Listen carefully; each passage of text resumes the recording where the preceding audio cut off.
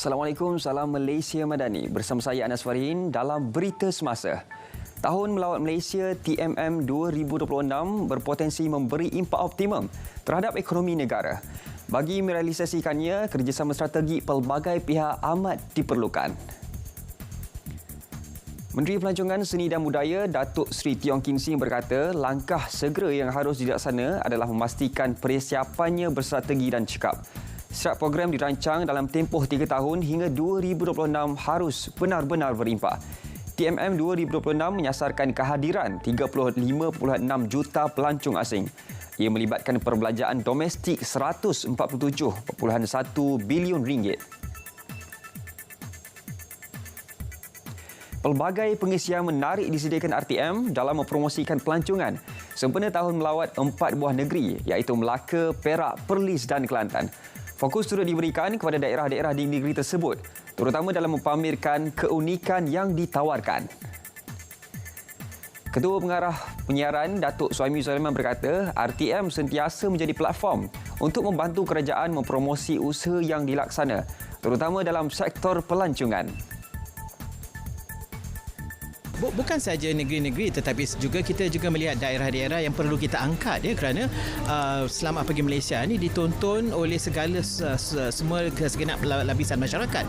Jadi kita pergi di mana kita rasa ada sesuatu yang perlu diangkat supaya orang lebih tahu tentang daerah itu, tentang tempat itu. Jadi tidak semestinya terhad kepada negeri-negeri tertentu sahaja. Jadi kita akan pergi ke mana-mana yang kita rasa perlu diangkat supaya ramai rakyat Malaysia lebih tahu tentang apa yang ada di Malaysia ini. Ya. Sementara itu, Kerajaan Negeri Melaka bersedia menyalurkan informasi yang diperlukan media demi mengangkat sektor pelancongan negeri itu.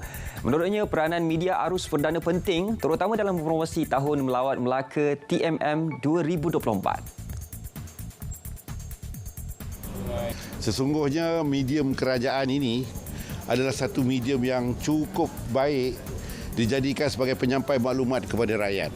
Maklumlah dalam dunia serba moden ini, semua orang mempunyai channel dan juga menjadi broadcaster sendiri dan banyak penyebaran fitnah berlaku tanpa tapisan dan tanpa sempadan.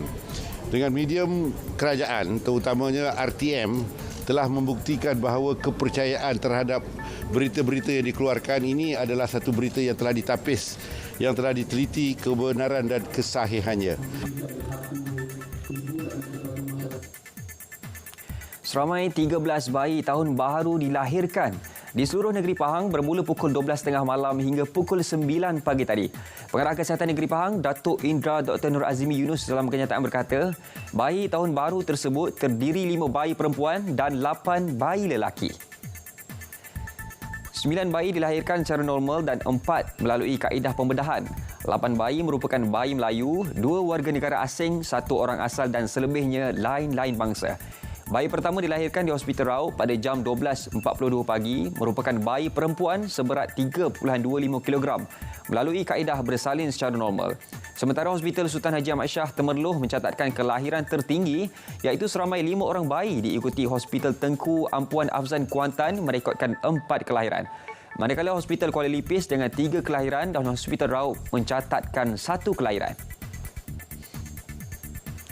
Daerah Kuala Muda mencatatkan jumlah kemalangan maut tertinggi di Malaysia dengan 121 kemalangan dicatatkan antara Januari hingga September 2023. Jumlah itu meningkat berbanding sebanyak 108 kes pada tempoh sama tahun 2022.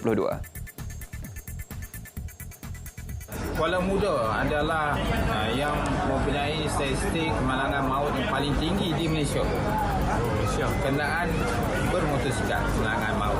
Jadi next year kita akan zoom in the hotspot in Kuala Muda. So kerana itu saya wawarkan di sini pada 21 bulan, insyaAllah by the God willing, kita akan ada launch satu program di daerah Kuala Muda. So more than carnival or what lah, awareness, advokasi and then tapisan untuk my license B2, and then maybe some dialogue lah between the state and peddler. Maybe halal 7, mana kita nak bergerak, mungkin kedah 20-35 kan. Berita semasa berakhir di sini. Dari sungai ke segara, Palestin pasti merdeka. Malaysia Madani, tekad perpaduan penuhi harapan.